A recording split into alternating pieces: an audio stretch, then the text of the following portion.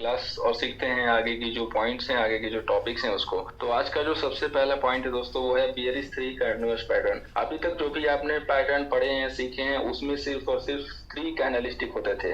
अभी तक आपने देखा होगा कि उसमें सिर्फ और सिर्फ थ्री कैनलिस्टिक थे।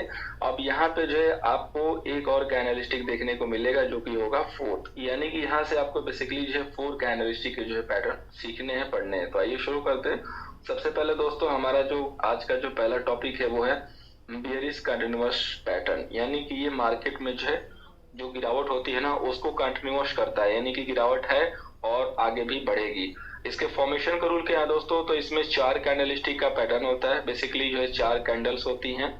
इसमें फर्स्ट, सेकेंड एंड थर्ड ये तीनों जो है छोटी छोटी ग्रीन कैंडल होगी एज लाइक दिस, और उसके बाद एक बड़ी सी बियर वाली कैंडल होगी, बियरिश कैंडल होगी, जो कि इन तीनों को पूरी तरीके से कवर कर लेगी, इंगल्फ कर लेगी, यानी कि इसके सामने ये तीनों कैंडल जो है ना छिप जाएगी। इसके बाद ये पूरी तरीके से जब इंगल्फ कर लेगी, यहाँ पे हम ये देखेंगे कि कहीं से भी शैडो वैडो जो है बाहर नहीं होना चाहिए, क्योंकि अगर शैडो कुछ बाहर है, जैसे कि यहाँ से ये शैडो जो है कहीं इधर आ गया तो वो प्रॉपर नहीं होता, अगर ये कैंडल इधर आ गई तो प्रॉपर नहीं होता है। जैसे ही ये पैटर्न जो है कंप्लीट हो जाएगा कि तीनों कैंडल इसके सामने छिपी है, ये बड़ी सी रेड कैंडल है इसको कवर कर रही है, ये पैटर्न जो है काफी सुपर स्ट्रॉन्ग पैटर्न होता है, ये फॉर्म हो जाएगा। ये आपका जो है बेरिश पैटर्न है, यानी कि हमें इस पे करना है सेल। अब हमें इस पे सेल करना है। सेल कहाँ पे करना है, सबसे इंपॉर्टेंट चीज है कि सेल कहाँ पे करेंगे, एसएल कहाँ पे लगाएंगे, टारगेट कहाँ पे निकालेंगे। तो बियरिश थ्री कंटिन्यूअस जो ये चार कैंडलस्टिक का है और जो बियरिश थ्री कंटिन्यूअस जो पांच कैंडलस्टिक का है, दोनों का जो रूल है वो एक ही है। ठीक है, दोनों का रूल एक ही है। तो पहले हम लोग इसको कवर कर लेते हैं, उसके बाद हम इस पे आ जाएंगे। तो यहाँ पे एक कैंडलस्टिक और बढ़ जाती है दोस्तों, एक जो है बड़ी सी रेड कैंडल पहले होगी, इसके बाद बीच में तीन छोटी छोटी ग्रीन कैंडल होगी, आगे एक बड़ी कैंडल होगी।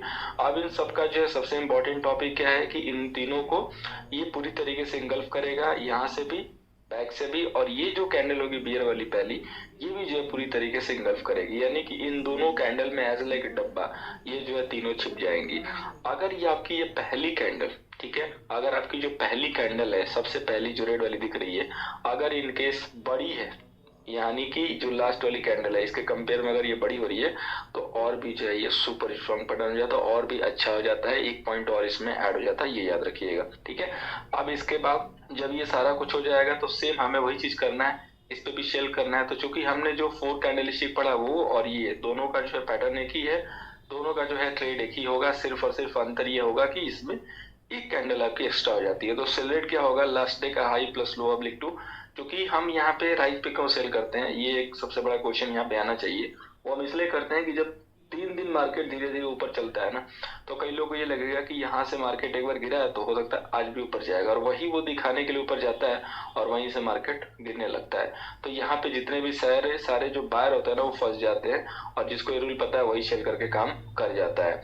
बहुत लोग इसके लो के नीचे सेल करने के लिए वेट करते हैं, तो लो के नीचे सेल कर दिए, प्राइस सस्टेन करेगा एंड अगेन एक बार ऊपर जाने लगेगा तो उनकी धड़कन फिर से बढ़ने लगेगी और वो गिर जाएगा। तो इसलिए हमें राइज पे ही सेल करना है, ऐसा लगाना है हाई के बैक में। टारगेट कैसे निकालेंगे, पॉइंट वैल्यू निकालिए लास्ट डे का हाई माइनस लो करके, और उसमें माइनस कर दीजिए सेल रेट में, वो आपका जो है टारगेट आ जाएगा। ये जो है आपका रूल होगा। इसका जो यूज है वो आप सिर्फ और सिर्फ जरूर नहीं कि टॉप पे ही करेंगे। अगर यहाँ टॉप पे बनता है तो इसकी तो बात ही अलग है, लेकिन अगर ये स्विंग पे भी बने, जैसे 20 डे का हाई है, जैसे यहाँ से ये मार्केट एक स्विंग लिया है, ठीक है, इसमें 30 कैंडल भी ना हो, यानी कि 30 दिन का भी हाई ना हो, लेकिन अगर 20 डे का भी हाई होगा ना तो हम यहाँ पे सेल करेंगे।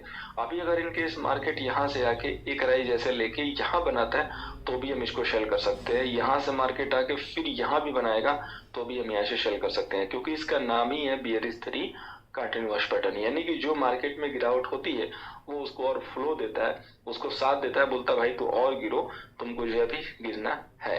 तो इसलिए इसका नाम है बियरिश थ्री कंटिन्यूअस। अब सेम इसके अपोजिट बुलिश थ्री कंटिन्यूअस, यानी कि अगर गिरावट हुई है तो तेजी पे होना चाहिए, तो सेम वही पैटर्न है, सिर्फ इसमें जो है बुलिश थ्री हो जाएगा और ये रेड जगह पे ग्रीन कैंडल आ जाएगी। बाकी ये जो तीनों ग्रीन कैंडल थी ये तीनों जो है अभी रेड हो जाएगी। तो इसमें क्या होगा, मार्केट की धीरे धीरे धीरे धीरे गिरेगा 3 दिन, और उसके बाद एक बड़ी सी सॉलिड सुपर कैंडल बनेगी, पूरी तरीके से इनको इंगल्फ कर लेगी, तब जाके बनेगा बुलिश थ्री कंटिन्यूअस पैटर्न। ठीक है, ये भी सुपर स्ट्रॉन्ग पैटर्न है। अब नेक्स्ट हमारा जो एक कैंडलस्टिक और ऐड होके बनेगा बुलिश 3 कंटिन्यूअस, इसमें क्या करना है बेसिकली एक और आगे कैंडल ऐड हो जाएगा, बाकी तो ये सेम रहेगा। और सेम ये कैंडल अगर इससे बड़ी है, देखने में साइज में बड़ी है, तो ये और भी जो है स्ट्रॉन्ग पैटर्न हो जाता है, ये आपका बुलिश पैटर्न है। अब इन दोनों का जो है ट्रेड रूल क्या है, तो यहाँ पे हमें बाई करना है मिड पे, यानी कि यहाँ पे जस्ट इसके आसपास।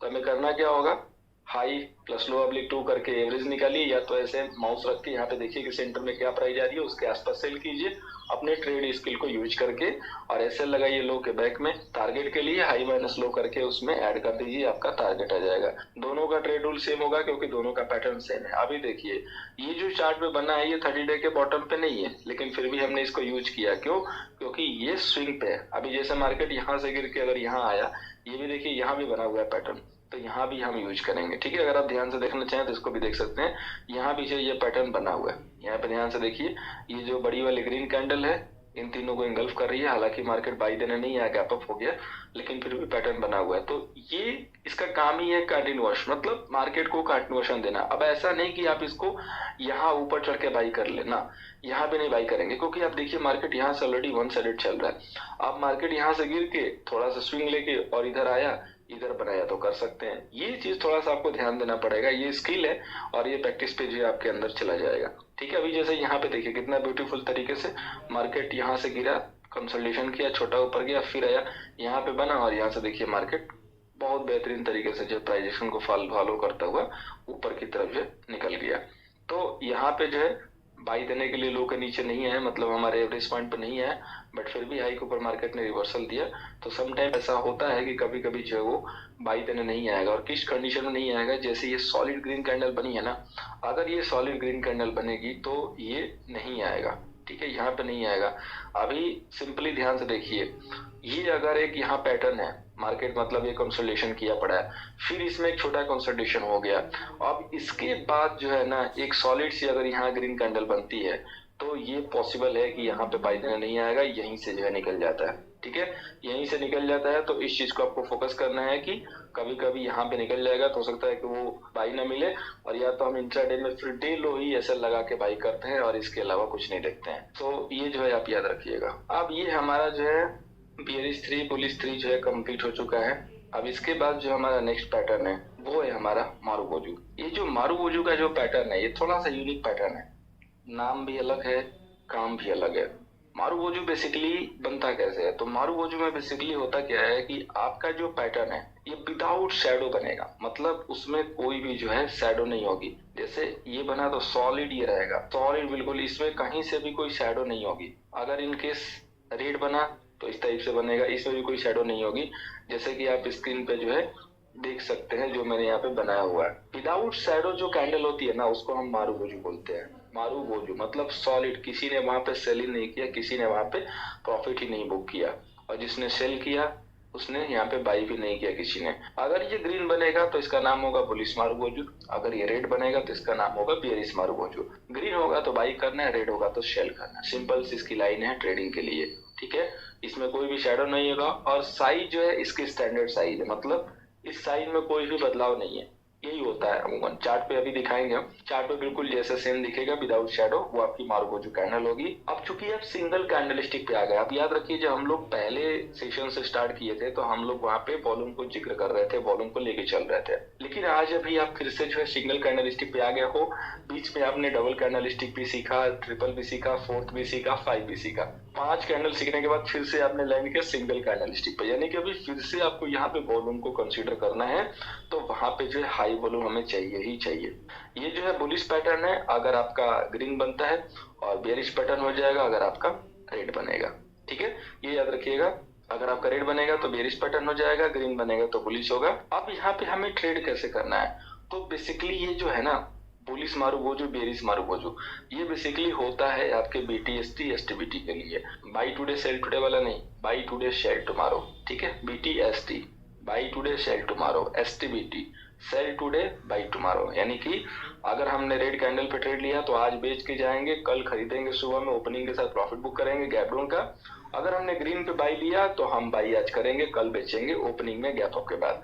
अभी इसका रूल क्या है टाइमिंग का, क्योंकि इसका टाइमिंग बहुत इंपॉर्टेंट है। इसको आपको कब ट्रेड करना है सबसे इंपॉर्टेंट है। तो इसको आपको ट्रेड करना है 325 के बाद, 325 PM के बाद आप इसमें ट्रेड लेंगे। अब रीजन बिहाइंड क्या है कि क्यों हम जो है 3:25 के बाद ही जो है इसमें ट्रेड ले रहे हैं। तो देखिए सबसे बड़ा रीजन क्या है कि 3:15 पे आपके सारे ब्रोकर जो है आपकी पोजीशन को स्क्वायर ऑफ कर देते हैं, यानी कि अगर कोई इंट्राडे का प्लेयर है तो वो 3:15 तक अपनी पोजीशन को जो है एग्जिट कर लेगा एनी हाउ। लेकिन अगर कोई पोजिशनल ट्रेडर है या कुछ थोड़ा सा उसको कैरी करके जाना है तो वो यहाँ पे एग्जिट नहीं करेगा। लेकिन इसके बाद भी कुछ ऐसे आते हैं जिनका ब्रोकर से जुगाड़ होता है, उनकी पोजीशन कटती है 3:20 पे। 3:20 के बाद जो है ना कोई भी पोजीशन को होल्ड नहीं कर सकता अगर कोई इंट्राडे का है तो। ब्रोकर कैसे भी करके कितना भी दोस्त होगा, कितना भी हितैषी होगा, वो उसको काटेगा ही काटेगा। तो हम उस कंडीशन में क्या करते हैं, 325 टाइम को अपना जो फॉलो करते हैं। 325 पे क्या है कि 325 पे पोजीशन आपकी सारी स्क्वायर ऑफ हो जाती है, जो भी नहीं कैरी करने वाला, ठीक है, और बाकी वही बचते हैं जो कैरी करते हैं। तो इसीलिए 325 के बाद ही आप BTST STBT कीजिए और वेल ट्राई कीजिए। अगर नेटवर्क का कोई पंगा ना हो तो 325 के बाद यानी कि 327 से लेके 28 या 329 तक लीजिए। इसमें फायदा ये होगा कि रिस्क की कोई गुंजाइश नहीं होगी, कोई भी डाउट नहीं होगा और ये कंफर्म हो चुका होगा कि हाँ ये सारे जो पोजीशन बन रहे हैं ये सारे हमारे कैरी फॉरवर्ड वाले।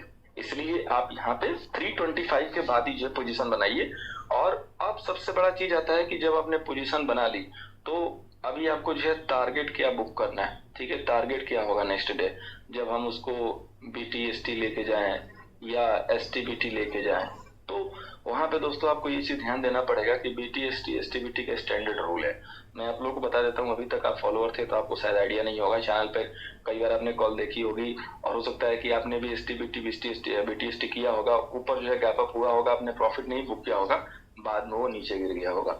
उसका रूल है कि मार्केट आपका खुलता है 9:15 तक विद प्रॉफिट को देखते हुए एनी हाउ 9:35 तक STBT एंड BTST एक बार जो है क्लोज हो जाता है। उसके बाद अगर आपको लग रहा है कि स्ट्रेंथ है, अभी भी चार्ट पे सामने हैं, आप बने रह सकते हैं और ऊपर जा रहा है स्टॉक, तो आप उसको CTC के साथ होल्ड कीजिए। इसके अलावा दूसरा कोई रूल नहीं होता। अदरवाइज अगर बहुत ज्यादा ह्यूज गैप अप है तो इमीडिएटली ओपनिंग के साथ ही उसको बुक करना होता है। ये स्टैंडर्ड रूल है BTST एंड STBT का, ठीक है। तो आई होप ये याद रहेगा, अपने गोल्डन नोटबुक पर भी लिख लीजिएगा, अपनी ट्रेडिंग बुक पे। अभी इसके बाद देखिए बुलिश मारूबोजू कैसा बनता है। ये कैंडल को देखिए, कहीं से भी आपको शैडो दिख रही है, वो मिनिमल जो है शैडो दिख रही है, बहुत छोटी सी। ये देखिए लास्ट की कैंडल। तो इस टाइप से जो है आपको बुलिश मारूबोजू या बेरिश मारूबोजू लाना है। अभी ये ग्रीन है तो आपका बुलिश हो जाएगा, यही अगर रेड होगा तो वो आपका बेरिश हो जाएगा, एज लाइक दिस। अब यहाँ पे देखिए ये जो है बिल्कुल सॉलिड सी रेड बनी है, तो ये बेरिश मारूबोजू। अब इसके बगल में देखिए कि ये भी है, तो इसको क्या हम ले सकते हैं। देखिए शैडो थोड़ी सी बड़ी है, अगर थोड़ी छोटी होती तो ले सकते हैं, जैसे एज लाइक दिस। मतलब अभी जैसे बैंक निफ्टी 1000 पॉइंट की मूव दे रही है, उसमें 5 पॉइंट का जो शैडो बचेगा ना, उसका कोई वैल्यू नहीं है। वो आप देखे होंगे कि बाई सेल में जो है 5 से 15 पॉइंट का डिफरेंस रहता है, तो उतनी शैडो ही रहती है, तो उतना ही हमें कंसीडर करना है। उतनी शैडो है तो आप बुलिश मारूबोजू बेरिश मारूबोजू रखेंगे। अगर उससे ज्यादा शैडो है तो आप उसको कोई भी मारूबोजू नहीं रखेंगे, आप उसको छोड़ देंगे, ठीक है। तो हमारे पास जो कंसीडर की जो जगह है bullish marubozu and bearish marubozu में, वो इतनी है कि अगर बैंक निफ्टी 1000 पॉइंट का मूवमेंट दे रही है तो वहां पे 10 पॉइंट की शैडो है, 15 पॉइंट की है, तो उसको यूज कर सकते हैं। इसकी ज्यादा है तो आप उसको छोड़ सकते हैं, ठीक है। तो आई होप कि आपको बुलिश मारूबोजू बेरिश मारूबोजू समझ में आया होगा। ये काफी इंपॉर्टेंट पैटर्न है BTST STBT के लिए। अब एक क्वेश्चन आता है कि सर हमने BTST या STBT नहीं किया, हमने उसको देखा ही नहीं। क्योंकि बिल्कुल ऑब्वियस बात है कि हम लोग हो सकता है कि लाइव में न ट्रेस कर पाए कि हाँ कहाँ पे जो है बुलिश मारूबोजू या बेरिश मारूबोजू बन रहा है। अब सपोज हमने जो है ऑफलाइन उसको जो है ट्रेस किया, देखा कि भाई ऑफलाइन में बना हुआ है, तो आप कैसे ट्रेड करना है। तो नेक्स्ट डे सेम रूल है, अगर लो के नीचे खुल रहा है, लो के नीचे सस्टेन हो रहा है, बहुत ज्यादा गैप डाउन नहीं है, तो आप सेल कर लीजिए अगर बेरिश मारूबोजू है। और अगर बुलिश मारूबोजू है और हाई के ऊपर मार्केट खुल रहा है और as per rule price sustain होने लगा, बहुत ज्यादा गैप अप नहीं है, तो आप उसमें भी बाई कर सकते हैं। अभी इसका टारगेट का रूल क्या है, क्योंकि देखिए ये एक स्टैंडर्ड पैटर्न है और स्टैंडर्ड में क्या है, कोई भी जो टारगेट का यहाँ पे रूल नहीं है, कोई भी पैरामीटर नहीं है टारगेट को कैप्चर करने के लिए। तो हमारा जो इंट्राडे का जो टारगेट का रूल होगा ना, उसके अकॉर्डिंग बुक करेंगे। अब इंट्राडे का टारगेट क्या होगा, कैसे निकालेंगे, तो अभी आज मैं आप लोगों को दो चीजें एक नहीं बताऊंगा जो कि आउट ऑफ द सिलेबस है। ये कहीं भी आपका सिलेबस में इसका PPT नहीं है, ये सिर्फ और सिर्फ मेमोरी बेस है और ये प्रैक्टिकल है। तो पहला है एक आपका कोर टारगेट या कॉमन टारगेट आप बोल सकते हैं, जो कि इंट्राडे के लिए होगा। और दूसरा है आपका इंट्राडे का टाइम फ्रेम, किस टाइम फ्रेम को यूज करना है, ठीक है।